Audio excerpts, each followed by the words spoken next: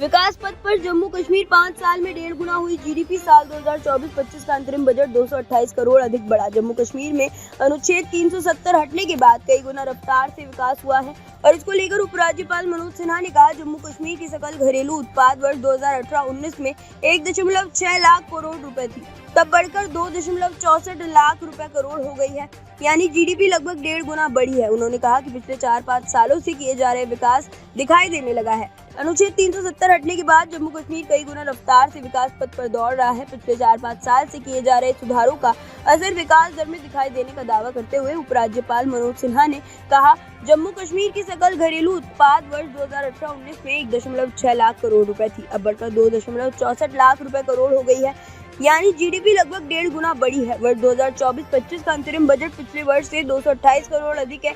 दिसंबर 2023 तक जीएसटी राजस्व 6018 करोड़ था, जो 22-23 की अवधि से 10.6% अधिक है।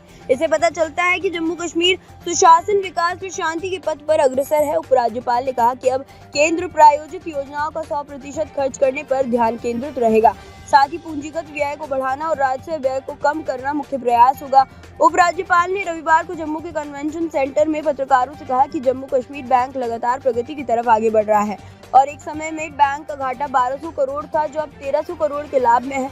पूंजी खर्च में हुई वृद्धि, हमें उम्मीद है कि बैंक 1800 करोड़ का लाभ हासिल करेगा। उन्होंने कहा कि राजस्व खर्च का काफी हिस्सा कर्मचारियों के वेतन पर चला जाता है। पूंजी खर्च में बहुत वृद्धि हुई है, जो 11,000 करोड़ से 38,000 करोड़ पहुंच गया है। केंद्र प्रायोजित योजनाओं के लिए जारी की जाने वाली राशि का 100% खर्च करने पर ध्यान दिया जाएगा। सिन्हा ने कहा कि 5 वर्ष के भीतर नागरिकों के हित, समाज के संपूर्ण कल्याण, रोजगार के ऐतिहासिक आंकड़े, औद्योगिकरण की नई ऊर्जा ने जम्मू कश्मीर के आत्मसम्मान को जगाने का काम किया। युवाओं के लिए बेहतर भविष्य की नींव तैयार युवाओं के लिए बेहतर भविष्य की नींव तैयार की है, जिस पर समृद्धशाली, वैभवशाली जम्मू कश्मीर का निर्माण हो रहा है।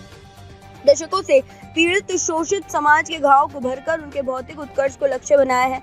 आम आदमी के जीवन स्तर में सुधार हुआ है। 8 लाख से ज्यादा नौजवान उद्यमी बने हैं। 6 लाख से अधिक महिलाएं आर्थिक रूप से आत्मनिर्भर बनी है और 31,830 सरकारी पदों पर पारदर्शी तरीके से नियुक्तियां की गई हैं।